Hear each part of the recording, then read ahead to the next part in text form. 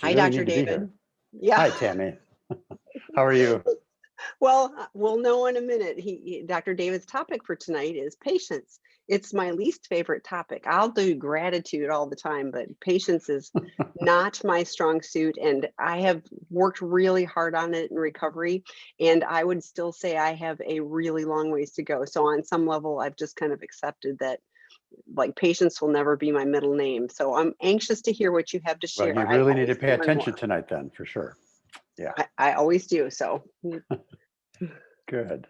Well, hi, everybody. I'm Dr. David. If you don't know me, I am a therapist based in Florida, but I do a lot of work, of course, in California with Seeking Integrity, and I'm the Vice President of Clinical Programming at Seeking Integrity and author of this book, Lust, Men, and Meth, A Gay Man's Guide to Sex and Recovery. With the background, it's much harder to do, isn't it? Take my word for it. It's a ghost book. There it is. So anyway, yeah. And I'm really happy to say that in the next, probably this year, hopefully, we're going to have a couple other books coming out. One is a book on co-occurring drug use and sexual behavior for everyone, all drugs, marijuana, alcohol, amphetamines, all that, and for gay, straight men, women, just as we see it in every development. So I'm really excited about that.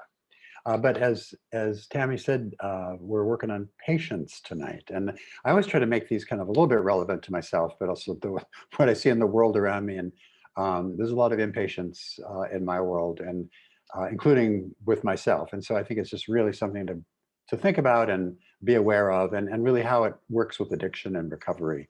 So I think to take a step back, when we're in our active addiction, the midbrain, which is where kind of addiction lives, is really firing up. It's overactive, and that wants to be satisfied. It needs intensity. It's like a demanding, screaming little kid that wants attention. And so a lot of the behaviors that are, especially the arousal behaviors of addiction, like sex addiction, porn, chem sex, all feed that intensity and that arousal state that really fuels this patience. And so impatience, the lack of patience, really stems from that need for instant gratification that addicts want. We want to feel better now. We want it right now. We want it to be strong and feel good. And it really can overwhelm values like patience or even empathy, some of those kind of more subtle, kinder feelings and states. So that need for more that we see in a lot of addictive behaviors really has to be kind of counterbalanced in recovery. And I think we can start to spin our wheels a little bit in early recovery, especially when we're used to that level of stimulation. And it's really hard to kind of sit with stuff. We find that sitting with feelings is a big relapse risk for clients because it's uncomfortable. And our addiction has really served to put a damper on that, put a lid on those feelings, and help us not to feel. And so when we take away that coping mechanism with all its problems, but it does serve that purpose of disconnecting us from our feelings. When we take that away, we're aware of stuff. I think that can also lead to this kind of urgency that we feel, this unsettled feeling that we have. And so we really have to kind of foster this attitude of patience. And I think it's really important for a couple different reasons. One is that boredom with these intensity addictions can be a real relapse risk for sex, porn, chem sex. Empty space, downtime, boredom, open space can really be triggering just because people don't have a lot of tolerance for it. There's a lot of uncomfortable feelings. We want to fill up space, we want to do something. A lot of these addictions, when we're involved in our addiction, we're actively engaged. It may not be in very productive things if we're looking at porn for hours, but we're really connected to that process. And when we're not doing that, we're aware of stuff going on in our lives. We're not in that bubble, we're not in that trance anymore, but we're back in the world. And I think sometimes that gets us uncomfortable. So it's really important, I think, for us in recovery to work on patience. And that can take all kinds of forms. I think, I as you probably know, everybody, that I really like mindfulness and that practice of mindfulness. And so things like standing in line, just that can be a huge little meditative exercise because I think we can all, how many times have we been, at least in the old days, in the grocery store and trying to pick the line that has the least, and always cursing yourself for being in the wrong line because somebody's trying to refinance a mortgage or something at the cash register ahead of you, and it gets really frustrating. So I think that standing in line, working for a reward that's deferred. Remember, a lot of these addictions are all about instant gratification. So I think working on a long-term project, gardening, is, and I'm a terrible gardener. I can kill the sturdiest of plants. But what a great metaphor and a great process, because it's delayed. There's no instant gratification in gardening. You tend it, you plant seeds, you care for it, and eventually you do get the reward. But with those kind of things, they kind of just slow us down into a different kind of scale of living that I think is really important to help us change gears. Um, Following recovery guidelines.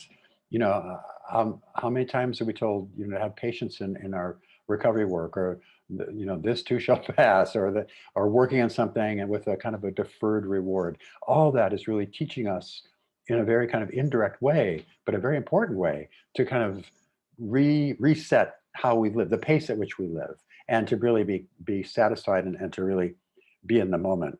And really what that also is doing at the same time, there's I'll back up a step. When we're in our active addiction, as I mentioned, addiction lives in this mid part of the brain, and it's all about go message. I was talking with our clients earlier about this today. It's all about go messages, like go, go, go. Go act out, go do this, go do that. All these impulses that drive us to take action. And normally, in a well-functioning brain, the neocortex, the outer part of the cortex, has kind of braking systems. It's like it counteracts all these impulses to go and jump and do by sort of having signals like, whoa, let's slow down. Like, it has impulse control, and it has other kinds of features that just slow everything down and give us the awareness like, wow, that probably wouldn't end well, or gee, that's not such a good idea. All those kind of adult in the room guardrails are kind of gone in our addiction. Or the disconnection between that part of our brain is very real, and so we're being fired up by all these go messages without the braking system. And so I think learning patience, standing in line, just tending a garden, meditating, and not, why am I doing this? At first, like, nothing's happening. I think it's really all teaching us in very important ways, and it's really strengthening. It's a little workout for our neocortex, so that part of our brain that is the impulse control. It's rebalancing all those parts of our brain that we need to really move forward in recovery. So something as simple as, I think, patience can be really, really valuable. So how can we do this? Recovery activities, like going to meetings, sitting there. Sometimes if we're really impatient, if the meeting isn't what you want, or you're not thinking you're getting what you need, and all that stuff that we feel that it's not moving fast enough, just kind of slowing down to that rhythm, I think, is really important. Also, by the way, attending meetings helps us remember, where we've been, why we're there, and it like puts everything in perspective. That kind of helps remind us when we really need it. Exercise, and I'm talking about exercise for stress and for health, as opposed to how it's going to make us look, right? I think if we're exercising for validation or for appearance, and that's great, but the real value of exercise is for health. And I think really checking out our validation on that. And again, those kind of things take progress. I mean, when I got in recovery, I had basically neglected any kind of physical self-care for a couple of years. And everything held up while I was, in my disease. My first year in recovery, though, I had like dental problems, everything collapsed, my teeth, and all these other things went on. And so physical healing, in addition to spiritual and emotional healing, was a very slow process for me in recovery as well. Um, Future goals. I think having future goals is so important. Going to school, um, uh, working towards something, whatever it is, I think is really important to kind of help us stage and defer and look towards something. And then there's different kinds of body techniques I think are really important. One I've talked about here before, breathing. 4-7-8 breathing is one that I really like, where you inhale for a count of 4, hold for a count of 7, exhale for a count of 8. And if you just do that as few as 4 cycles, 4, 7, 8, in for 4, hold for 7, out for 8, do that 4 times, it actually resets your physiology back to us. It's a great way to deal with stress. And you can do it at a stoplight. You can do it in the middle of a meeting. Nobody even knows you're doing it. But it's a really wonderful way to kind of, if you get kind of all worked up, great way to kind of calm yourself down at a physical level. Relaxation exercises, just really learning how to relax. I think for me, I didn't sleep my whole first year of recovery. I'm sure I did, but it sure felt like I didn't have a wink of sleep. And so I learned how to kind of do some relaxation exercises where I would just kind of calm my mind and try to calm my body. And whether it's progressive relaxation or tightening sets of muscles and relaxing them, that kind of thing. There's all kinds of ways we can incorporate techniques to kind of slow us down and learn some patience there too. And finally, if just we can't figure out what to do, my patience tool of last resort is the Serenity Prayer. God granting things, I cannot change, and the courage to change the things I can. It helps us differentiate and discern what things we can take action for. And that's when there's so many things that we can't control and we're impatient for some kind of result, the Serenity Prayer is a really, really powerful way to do it. So I think that's a quick, so the opposite thing of patience, right? But it's a quick spin on patience. Put it that Well, way. Thanks. and I so appreciate that. And the Serenity Prayer is one of my first go-tos. I think probably because that has been such a struggle for me with patience, and where I usually get caught is patience is my lack of tolerance for myself or others. And so that's where it shows up for me. And I remember early in recovery, there's all the sayings. So somebody was talking about, standing in line. And of course I have zero patience for that. And I should have gotten that line. And look, I knew this, it's that whole dialogue. And I just go, how important is it? But someone said, if you pay or pray for potatoes, you better be willing to pick up the spade. And so like standing in line at the bank or wherever it was like, you've prayed for patience. This is how you're going to get it, is you have to do the work. And I also understand for me that my lack of patience is directly related to my serenity. And so if I am already off balance with things, then I'm going to have no tolerance for myself. I'm going to call myself an idiot. I'm going to be everybody, like if they would just do what I need them, all of those things. So my lack of patience is also a pretty good barometer of what else do I need to do for some self-care. I love the 4-7-8, partly I'm sure because I figured out that you can do 4 cycles in approximately 2 minutes. So even I can do that. I can't really find a good Zen way to do like a whole mindfulness thing, but in 2 minutes. And I use it because like sometimes my brain will be going 100 miles an hour, big shock, at bedtime.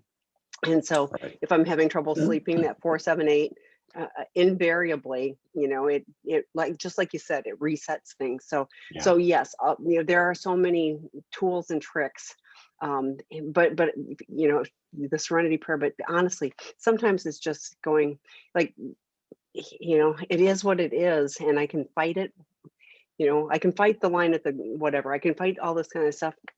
And who's going to be unhappy? Me and anybody who's with me, because they're going to have to hear about I picked the wrong line and da da da da.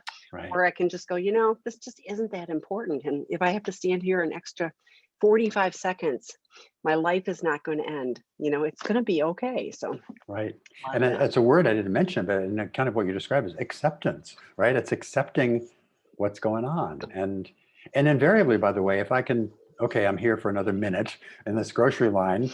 What can I do? What can I see? And it's always kind of interesting to look around and just observe. I'm curious. And usually that's enough, a little bit of a quiet space, the way my brain works, an idea will pop in. Or just if I'm always engaged and busy, there's no room for any new ideas to kind of float around. But even those little moments of space in the grocery line give an opportunity for stuff to click. It's nice, it's good, but patience my best trick for me is if somebody's driving me nuts because they're too slow in the grocery line or whatever, I have to hope and pray that good things happen for them. I have to be intentional about saying, a positive thing, an affirmation for them, hoping that, and I'll tell you what, that changes my attitude pretty quickly. It's like remembering that they're a human. They really did not get in that grocery line and go slow just to annoy me, as much as I might think that.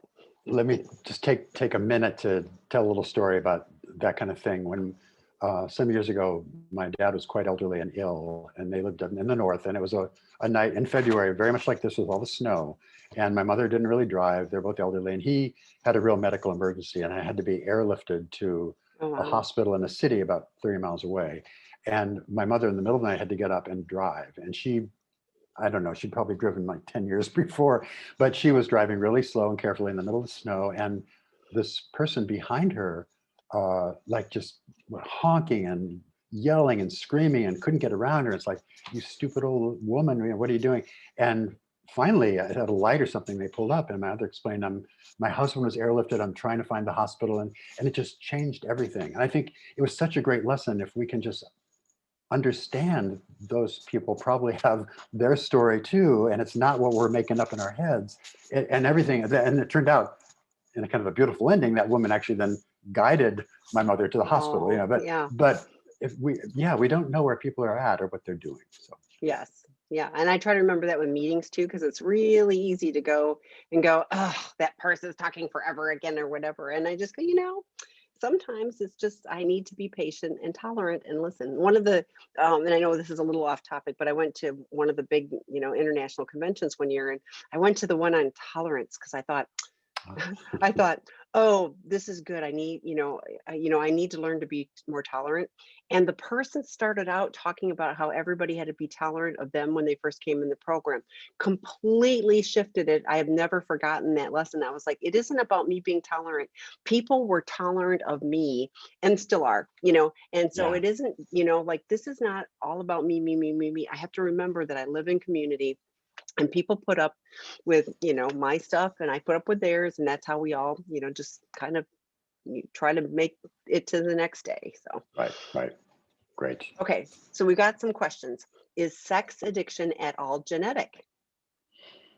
um Boy, interesting. I think we don't really know the answers to a lot of this. I think we do know that the tendency toward certain kinds of behaviors is definitely genetic, because addictive behaviors, for example, alcoholism clearly runs in families. There's been twin studies, that kind of thing. So there is certainly a genetic capability for substance addiction.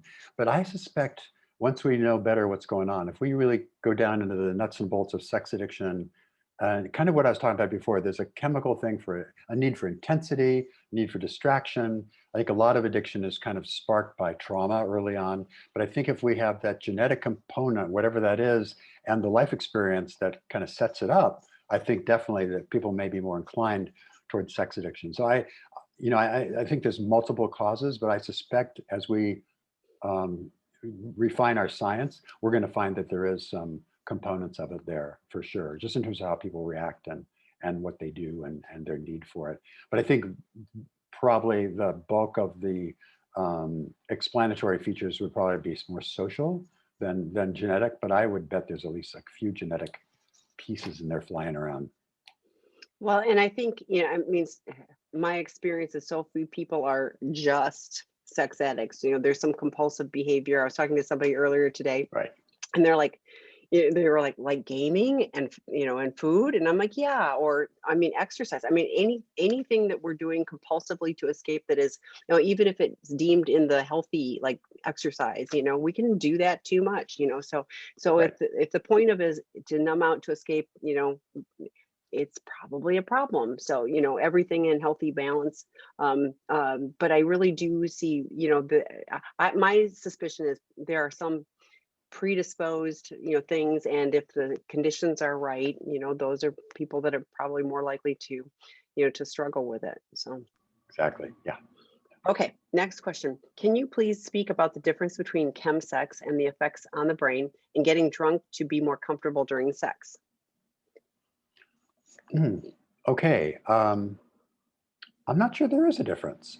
I think when we think about chemsex, it's really combining drugs and sex in kind of the same ritual way, the same addictive pattern. And so we think of, chemsex being like amphetamines that stimulate sexual desire and kind of speed that up. But alcohol, for example, is probably the single biggest drug used with sex. If we look at co-occurring sex and drug behavior, alcohol, because of its disinhibiting qualities, is popular. It just makes people loosen up. It's actually not a great drug for sex because of physiologically what it does. It just doesn't help, but it does loosen people up. And so I think that's the big difference. They both disinhibit. They both um, even if you're doing amphetamine like meth or cocaine, it's really the same thing. It's getting rid of inhibitions. It's a slightly different mechanism, but it's disinhibiting in a way as well. And so I think there's really not that much of a difference. Oftentimes, the one difference I would say is perhaps the difference between what we would call co-occurring and cross addiction. So co-occurring would be using at the same time. So for example, and that's more, amphetamines and sex, or some people I've seen use marijuana and sex as well, as kind of an adjunct, as a way to get in the mood, get kind of that body space, whatever. Alcohol, because it's not such a great sexual drug, but it does disinhibit, often is used in almost a cross addiction way, where people use it to loosen up and then go for the sex. Or I've seen people where they were uncomfortable with a fetish or a kink or some sexual interest they had, and they would just kind of numb that most of the time with opioids or alcohol or benzodiazepines like Valium or Xanax. And then when they wanted to act out, they would give that up and then act out sexually. So they were basically alternating between the alcohol, benzos, and sex. So sometimes it doesn't occur at the same time, but I think basically they're both ways of using that chemical property to kind of disinhibit my hangups about sex. Basically, if I'm using it for that reason, it's like, okay, I'm uncomfortable with myself. I have a lot of shame. I'm really inhibited. I'm uptight. Whatever it is, drugs and alcohol, cocaine, meth, marijuana, all of it kind of gets rid of all that buzzy anxiety and replaces it with this kind of space that in this addictive space, frankly, that sometimes people describe as feeling more connected, but I think it's really, certainly a chemical connection. It's certainly nothing like true intimacy or connection. But I think they're basically not so different, in short. So Dr. Rob did on intherooms.com Super Saturday Recovery Summit last month. He did, why is it easier to have sex when I'm high or drunk? And so that was a good video. And I'm also going to plug, because Dr. David is going to be on this Saturday on Super Saturday Recovery Summit. It's all free on www.intherooms.com. He'll be doing a presentation as well. So that's my little plug for that. So join us on Saturday too and learn more. Perfect. What about mid to long-term effects of cocaine usage? Does it hurt internal organs, teeth, etc.? That's a great question. Yeah, so there are impacts of any drug, really. Meth and cocaine are kind of cousins, meth being the more extreme version, but cocaine does a lot of the similar things, but just not quite at the scale of meth. So there is a lot of dental issues. And we used to think that a lot of everybody's probably heard of meth mouth. The similar dental issues happen with cocaine. And they used to think it was because it's the toxins in the drug itself. But what we're understanding more now, it's the fact that it just dries out the mouth so much. Remember amphetamines, well, methamphetamine, as you know, is like Sudafeds. If you take 40 Sudafeds, your nose and your mouth are going to kind of get pretty dry. And that's what's happening when you're taking methamphetamine. Cocaine has the same effect. It dries everything up. And so that can cause a problem. The big problem, though, long-term potential, is cardiac stuff. Both these drugs really ramp up. It's the equivalent of basically putting your foot to the gas pedal to the floor and holding it, right? It puts your body basically into fight or flight. And so you're having a whole bunch of adrenaline and all these kind of fight or flight stress chemicals going through, in addition to the dopamine flying through. So your body's really revved up, and doing that over time can cause a lot of problems, particularly cardiac problems. There's some, depending to I've seen some lung problems if people are due to the smoking and stuff, but mostly I'd say the cardiac are the most dangerous potential long-term. With methamphetamine, by the way, you get pulmonary hypertension, which is a really serious long-term problem having to do with that pressure on the heart, along with stroke risk and heart attacks and other things too. So there's some serious consequences. Yeah, I just unfortunately got an email today from a sister of somebody who was in their 60s that died from that exact thing, and he'd had a little period of recovery for a bit and went back out. So it's like, I think people sometimes think I'm, exaggerating when I go, this stuff is life and death. And I'm like, no, it's not. This is, it really is. Yeah. So, okay. And by the way, with amphetamines, the risk, as you might imagine, it's common sense, but it's just good to point out, it goes up dramatically the older you get. And so a lot of the guys we see coming in, for example, with meth and sex, are people in their 50s, even their 60s sometimes, and they're at high risk for cardiac damage. We've had a couple of clients that came because their doctor said you were going to die if you smoke meth again. And so, yeah, those are very real issues. Yeah. And unfortunately, even when people are told that you're going to die if you keep doing this, the addiction is so strong with That's right. That's right. without getting the right help. Unfortunately, the stats are out there that too many people don't make it. So, okay, Yeah. if Chem sex addict is strongly against rehab, psi, this has to be a partner, and lies to CSAT, is there anything else that they can do to take baby steps to improve? Maybe join groups to help reduce shame.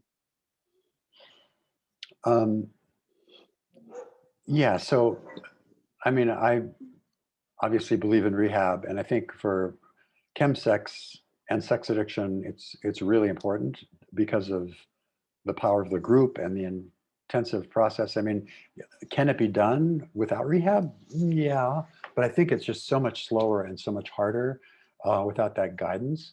But I mean, obviously, I would suggest 12-step meetings, right? NA, CMA, some other kind of self-help groups.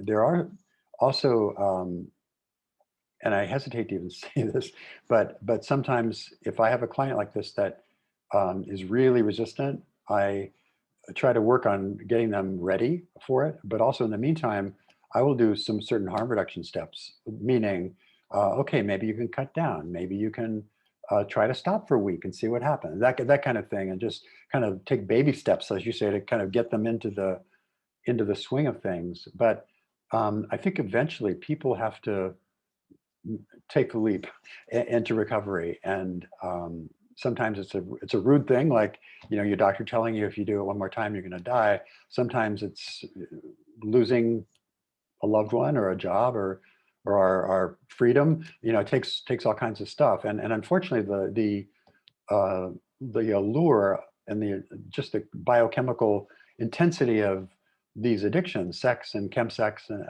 and porn, are so strong. It really can really overwhelm even that kind of rational mind, saying, okay, I'm going to go to jail or I'm going to lose my life if I keep doing this. And even then people resist. So there is a wonderful thing that therapists use called stages of change that talks about 5 different steps that are stages at which people are ready to make change. And the first one is basically, do I even have a problem? And so I think you have to kind of approach the person where they're at. And if in a case like this, hopefully even a therapy, and you mentioned a CSAT, hopefully is well equipped to deal with some of these things, but to really start looking at, I guess what we would do in treatment in the early days, look at discrepancies, try to break through denial, connect the dots for the person, and kind of do a wake-up call. But it's hard. I will say this is a challenging situation if they're not really ready to go. And I guess you just kind of, like Tammy said, you kind of make the case and help people kind of see where this is inevitably going in terms of the trajectory of what's happening. But even then, sometimes people don't go for it. And I'm going to encourage you to set healthy boundaries for you, because Yeah. I mean, it's really challenging to watch somebody spiral out of control and damage their lives, take down their family, do whatever. So whatever you need to do to create safety for you. And there's all kind. I'm glad you're here. There's all kinds of things for partners here, the webinars, drop-in groups, etc. So making sure you're getting support for you while that person is choosing poorly, shall we say.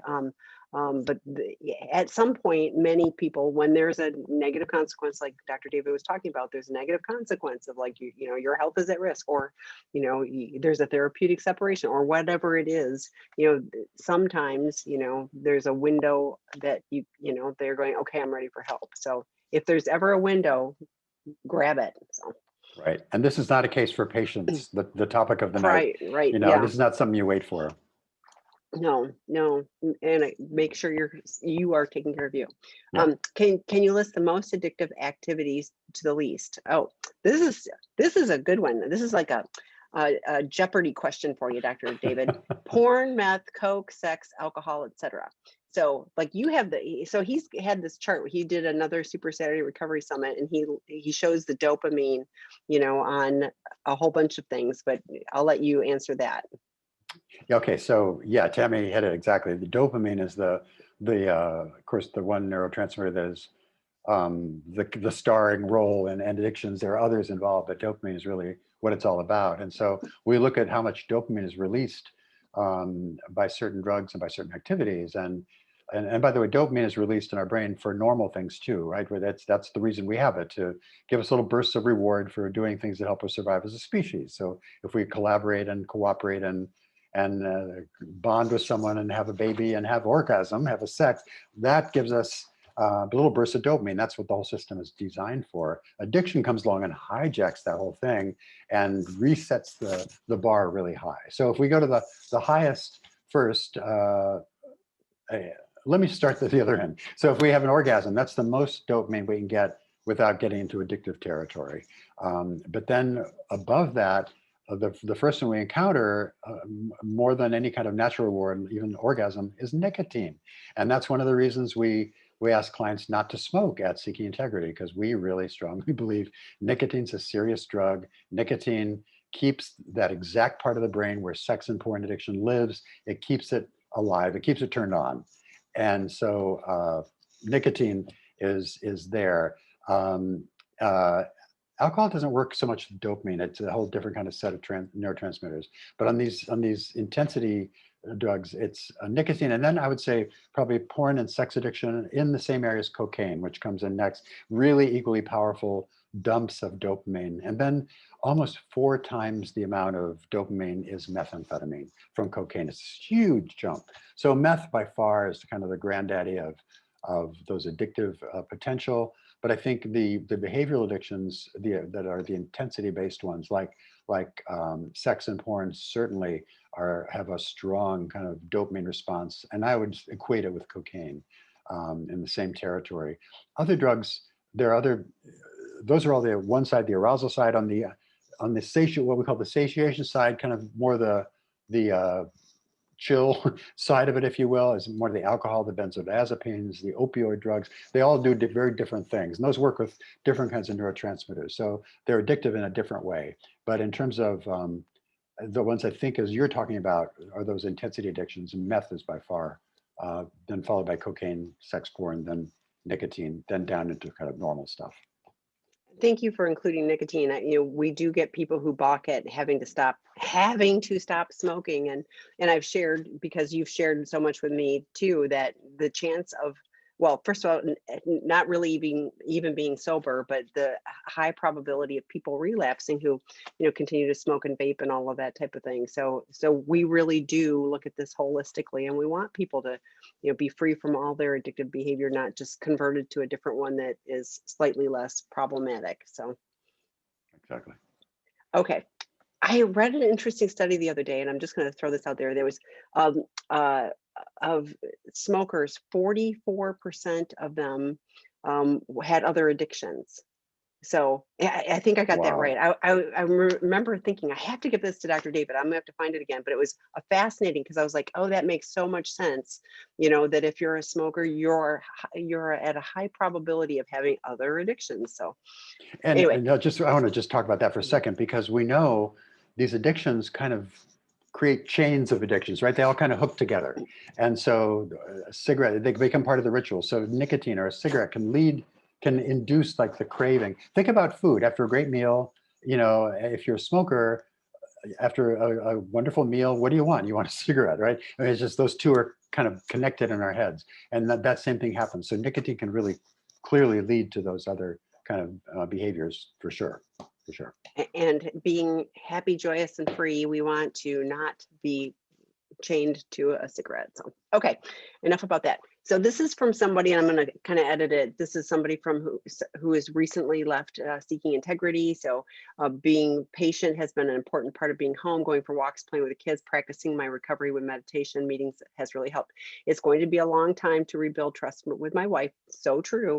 And knowing what that a changed pattern of behavior over time will be critical. My question is, how do we continue patience when the pink cloud dissipates and inevitably things get harder and we are not patient with ourselves and our own recovery? That's a great question. It is a great question. And it's really great to hear from you too, by the way. And I'm glad to hear you're doing what you need to do. Yeah. So first of all, the pink cloud. What is a pink cloud? Pink cloud is this thing in early recovery where we're feeling great. Our bodies are free of the stuff dragging us down, and we got support. We feel loved. We feel connected. We feel like we belong. Everything's going great. We're going to change our lives, and it's this kind of a little bit of the state of euphoria that's really fabulous. But the problem is it doesn't last, and it's not exactly real. It's a kind of a heightened. We talked about in group today actually, and where we Michelle, I think, was talking about how in a pink cloud, we kind of float over our problems, right? Where they're there, but we just kind of float over them. We're not really dealing with them. But eventually that dissipates and boom, we come crashing to earth, and there they are. And so it's a great question, because we want to think about, okay, how can we sustain this patience when the going gets tough? And it's easy, right? Doing all these things is easy when things are going well, but the test is always when the tides turn and we have to kind of deal with these things in a more troublesome or challenging situation. I think, again, just doing, at least for me, it's been putting one foot in front of the other, doing the same thing I've been doing. It may not get the feel good rewards every day. It may feel like drudgery some days. Other days it's wonderful. I'm grateful for the opportunity, but it's a little bit more real. But I think really nothing changes except we have to accept, maybe give a little more power to our willingness to really be to look at the long view. What are we doing this for? And I think just doing the same thing, and I guarantee you it will improve, and things do get better. And for me, I heard that so much, I was kind of prepared, like, oh my God, this long trudge. And for me, there were some tough times, but things got better sooner than I thought they would. I mean, I felt better. Things weren't perfect. I had a lot of messes to clean up, but um, I mean, our bodies are strong and they recover. We are resilient people, and I think things happen. But I think just hanging on to those core values of patience and kindness, and including, by the way, for yourself, compassion, self-compassion included, is just the way to do it. One of the big enemies of this whole process, and I know this person very well. Shame, shame spirals. We can drop into shame, and it really undermines and kind of can kill off that kind of spark of recovery, because when we're in shame, we're kind of dropping in all that part of ourselves that we're so, we're flawed, we're bad people, we've done these horrible things, we're the worst person in the world, all that. And it's really a dead end. And so just be cautious about that, because I think that's where, when the going gets tough, people can sort of drop into that a little bit, because in a weird way, it's a more uncomfortable place. We can kind of drop into that. But so I just would keep doing what you're doing. The other thing, by the way, is just, and in these challenging situations, my mindset kind of goes to protective factors. Okay, what things can I do to maximize my ability to survive this thing? And the other thing I would say, probably the top of the list of those protective factors, is connection. So I'd really, don't isolate.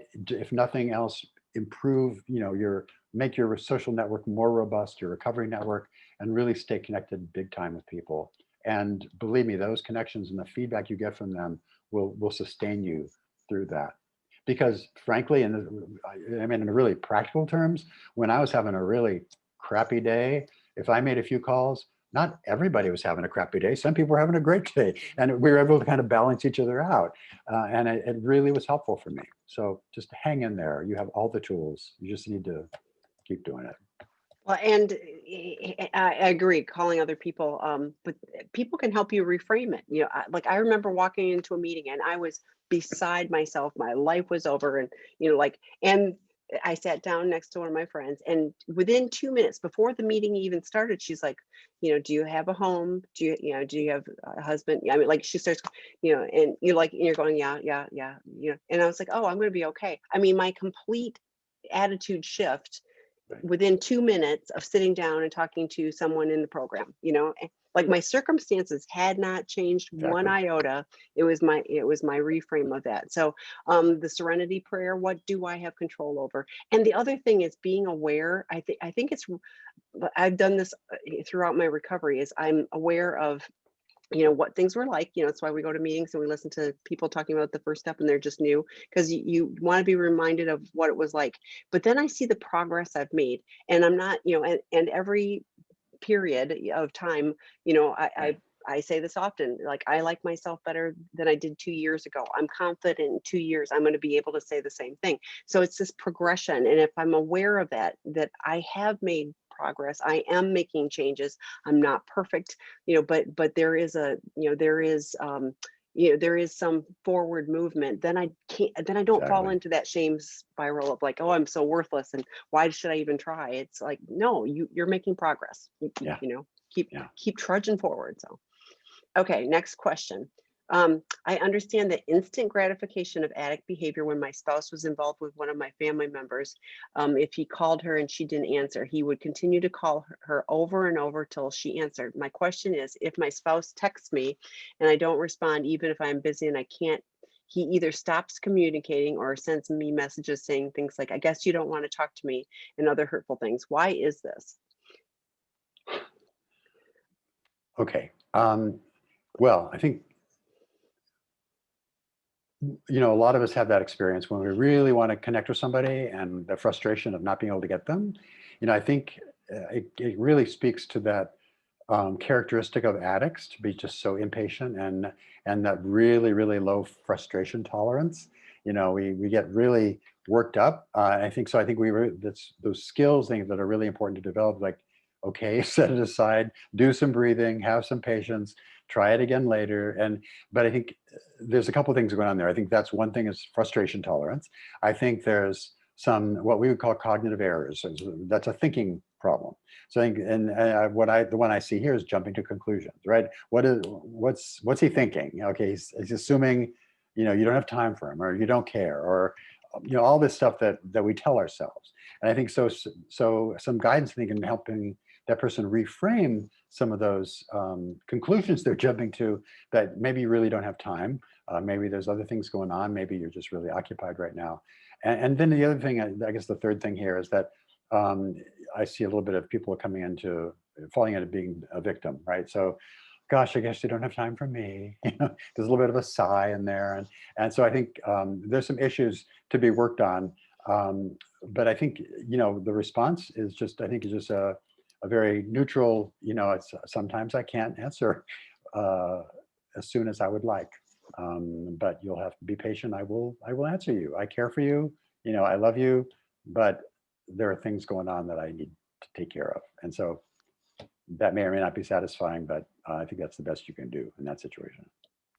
Yeah, and I put in the chat on sexandrelationshiphealing.com under resources. You'll see previously recorded webinars, and included in that are Troy Love's. He does a men's group on Friday mornings as well, and he talks about abandonment wounds. He has a workbook called Yeah. Finding Peace, and his work is so helpful because, yes, the victim, like, to me, it's, oh, that's bumping up against my abandonment wound, and rather than going, oh, it's my abandonment wound, it's like, you don't love me, you don't, all of that. So there are ways that we can go, oh, that's a great message, thanks so much, I've got this now. I'm going to, as an adult, going to respond rather than, and it can be like, you must be like, from him, you must be busy, hopefully we can talk tonight, and rather than the snarky messages. But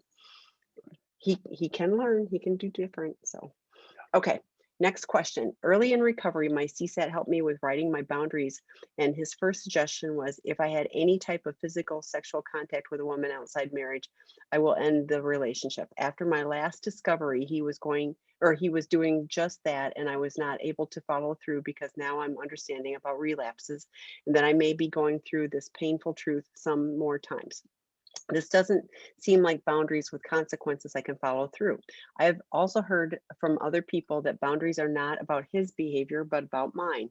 I'm confused. What do boundaries look like? Should I put consequences on his behavior, or is this not advisable? Is this controlling necessary? Thank you. So I'm going to back up. That was a lot. So let's start with, I have heard before from other people that boundaries are not about his behavior, but about mine. Or maybe we should start with, you've got a, you had a boundary, you had a consequence, he crossed it, and now you're rethinking it. So maybe let's start with that. Okay. Yeah, and that's a really important point, because one of the key considerations of a boundary is that you need to be able to follow through if you're going to set that boundary. And so that's one we hear a lot, where, especially if there's been a lot of um, affairs or activity outside the marriage, that's a real kind of hard boundary, a hard line, and for the wife. And they'll say, if you act outside the marriage, that's it. One more time, I'm gone. It's over. But the thing is, you have to really be prepared to do that. And I think that, or else it just becomes a kind of this sliding, messy situation of another boundary crossed with no consequence. So I think we need to really think carefully about our boundaries and be willing to follow through. So what do you do instead? I think short of that, I think you can talk about what happens in that case. How soon does it get reported? What are the consequences?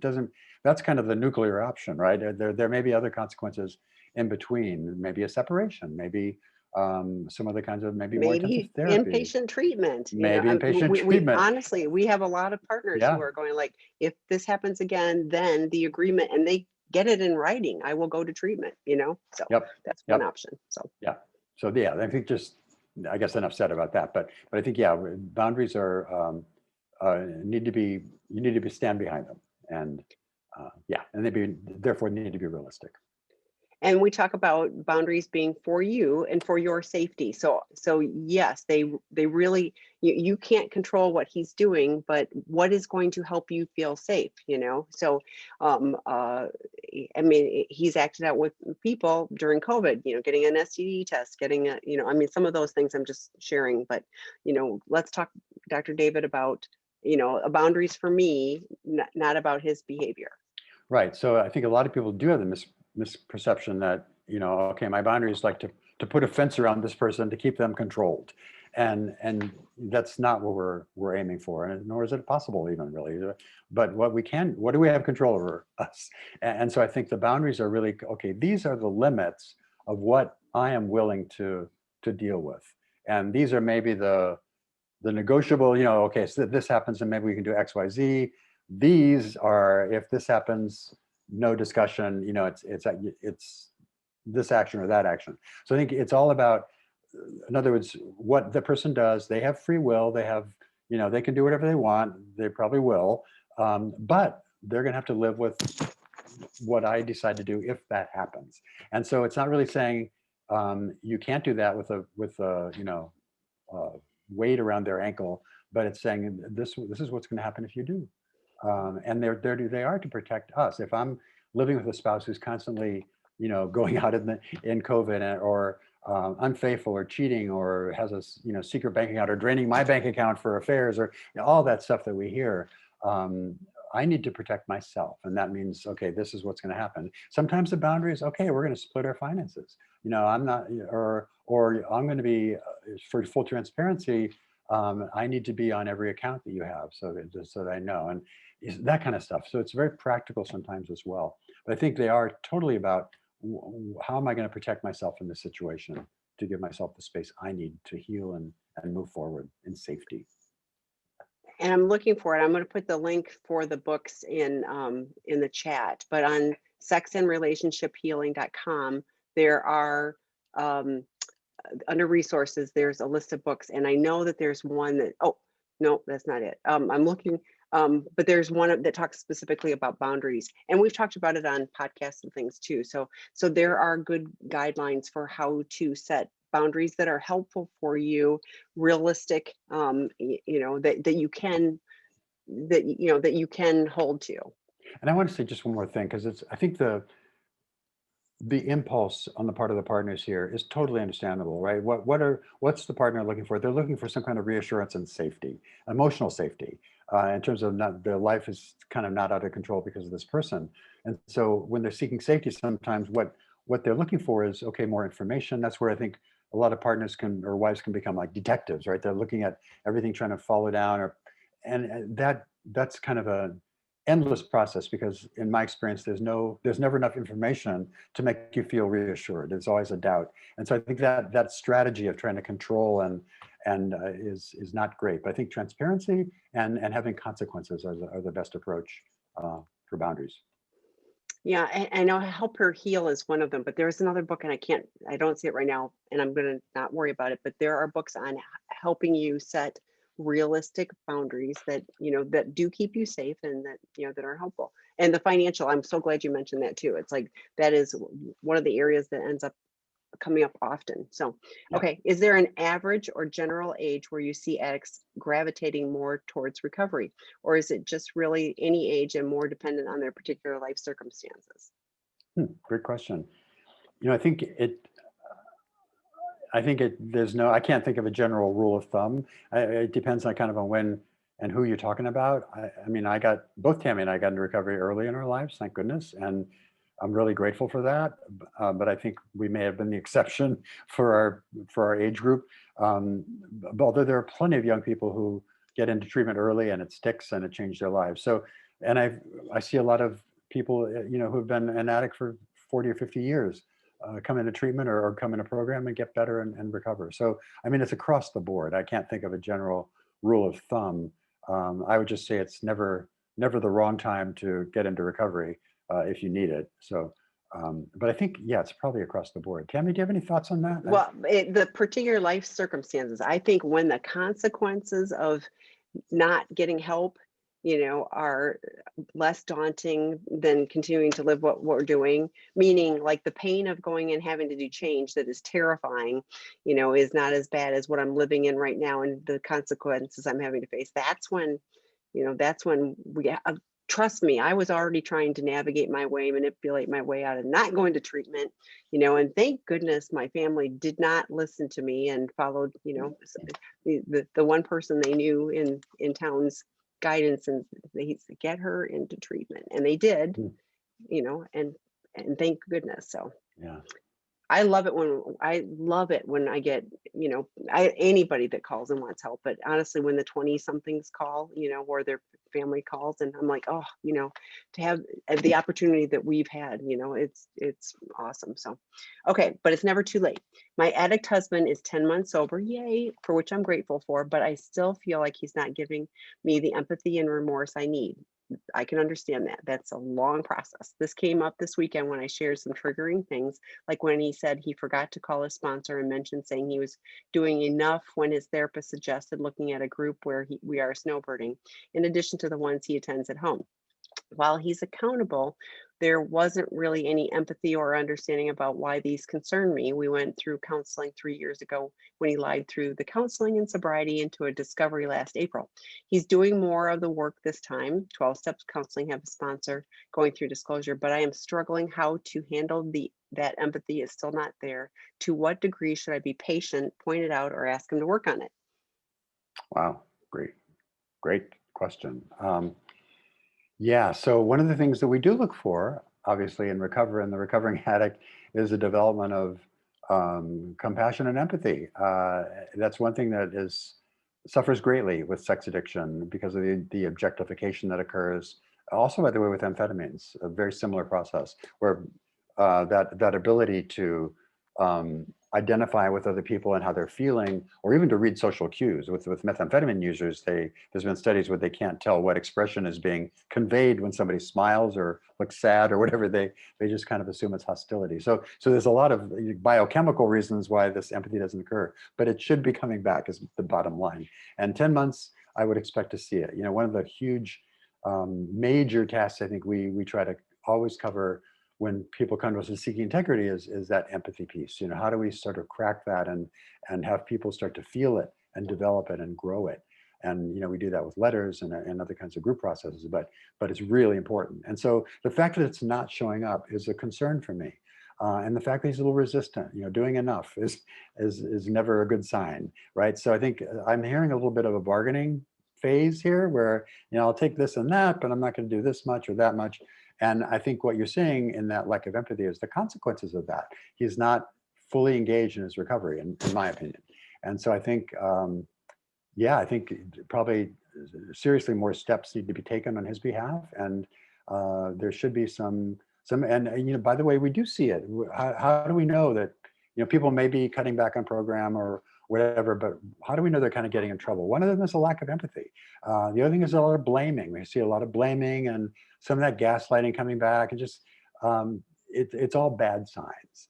And so, and especially, this history is not encouraging either if he lied his way through therapy for a couple of years. So yeah, I think there's a problem developing there. And I think maybe a little bit of an intervention to up the intensity of his program would be probably really useful. And that may be more groups, more structured groups, a 2-week treatment. I don't know what it might take, but something to break through, because he's kind of working at what we would say working his own program right now, and that never ends well. So yeah, for your part, again, let's say what we've been saying tonight is that you need to take care of yourself, right? You need to make sure you have the support you need, you have the tools and resources and connections that you need for your support.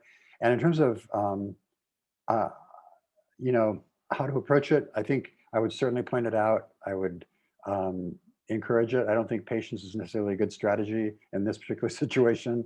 Asking to work on is fine. I think I would just encourage it in whatever way you think might be heard by him. But yeah, there's some trouble brewing there, I think. Yeah, I trust your gut, set healthy boundaries for you. And I think it's really fair to share from your perspective. I'm really concerned. Here's the things that I see, and that that you're not doing. And the history shows that this doesn't go, and that's true across the board. Like Dr. David said, anybody who's coming up with their own plan, that never worked. That's how we got into 12-step and everything else. So, but I think it's fair to say, I am concerned, and this makes, this, if he hasn't read Out of the Doghouse, highly recommend that he read Out of that Doghouse too, because that's about rebuilding trust and having some empathy. And so, but do more to protect you, increase your boundaries if he's, if he's starting to do things that are fraying his. So, okay, next question. We've got 2 more. Do most addicts have carried shame from one or both of their parents combined, or their own shame from acting out? Yeah, so shame is a big companion for most addicts. And I think shame was there before the addiction in most cases too. Nobody's born with shame. Shame is taught to us by parents, by peers, by the church, by a lot of different places. So we internalize it, and then we take it and we run with it, right? We go forward with it.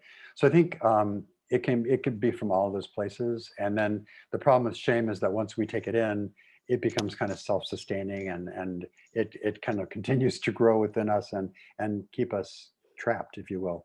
So I think it's all of the above. I think it's from parents, schools, as I say, church, the law, the culture. I mean, all that stuff can really shame us in certain circumstances. And then the probably the most destructive shame is that the addict or that we carry within us, right? Because that not only do we have shame about, shame is that sense of I'm flawed for who I am, right? There's something just terribly wrong with me. Not that I've done something. It's like me, myself. I shouldn't be occupying space on earth. There's something really terribly wrong.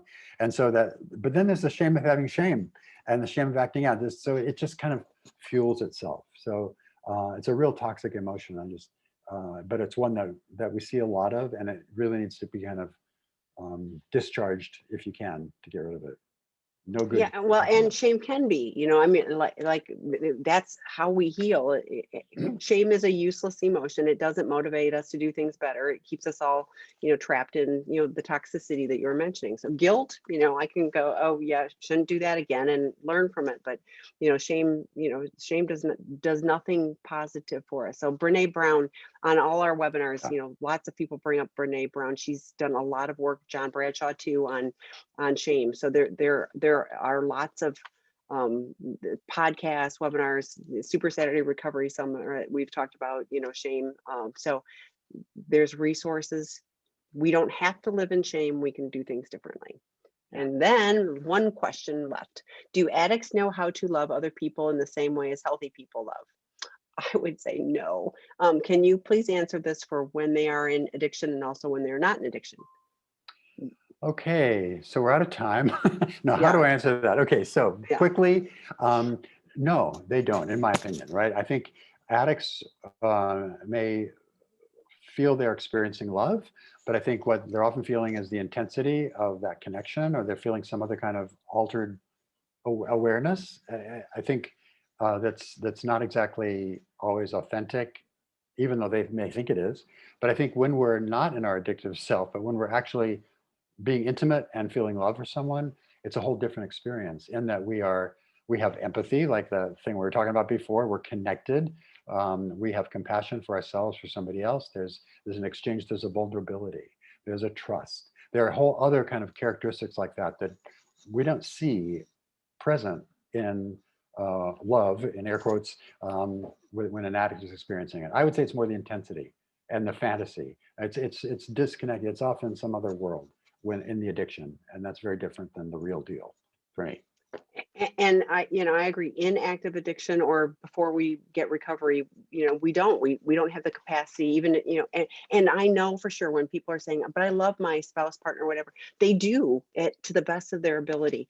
Now, do we love people like as healthy people? Yeah. Like, yes, my relationships are great. I work really hard at them. I probably have to work harder at them than some other people that may just normally get this, but I've worked really hard um to to love other people, and to earn, and it's not even earning their love, to be the person that I want to be in a relationship with other Right. people. So yes, we absolutely can learn to do life in a very different way, and it's so good. So yes, we are teachable.